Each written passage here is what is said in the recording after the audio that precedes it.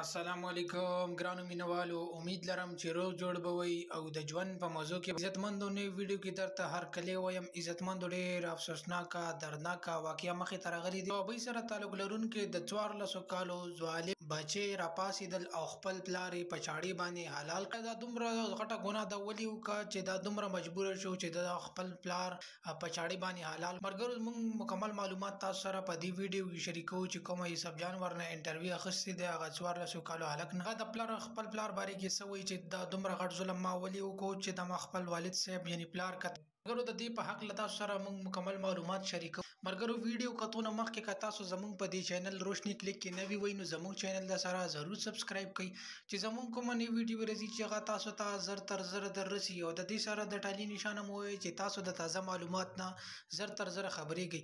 مرګرو ډېر افسوسناکه دردناکه واقعه مخې ته راغلې دی. د صوابۍ سره تعلق لرونکي د 14 کالو ظالم زوی راپاڅېدل او خپل پلار یې ډېر په بېدردۍ سره په چاړې باندې حلال کړل.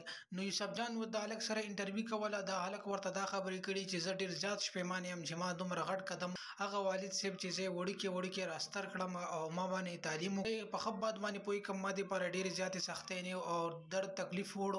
د هغې باوجود ما دومره غټ ظلم او زیاتې د خپل والد صاحب سره وکړو چې ما په چاړې باندې حلال کړو.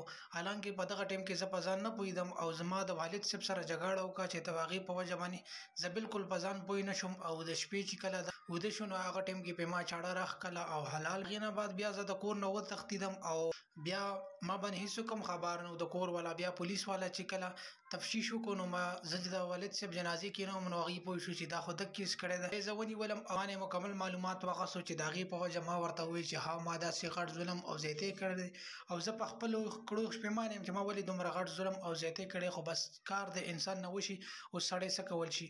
نو ملګرو دا د هلک خبرې وي چې د یوسف جان سره یې شیر کړي. ملګرو زموږ نورې ویډیوګانو معلوماتي ویډیوګانو دپاره چینل د سره ضرور سبسکرایب کړئ. ډېره مننه، شکریه.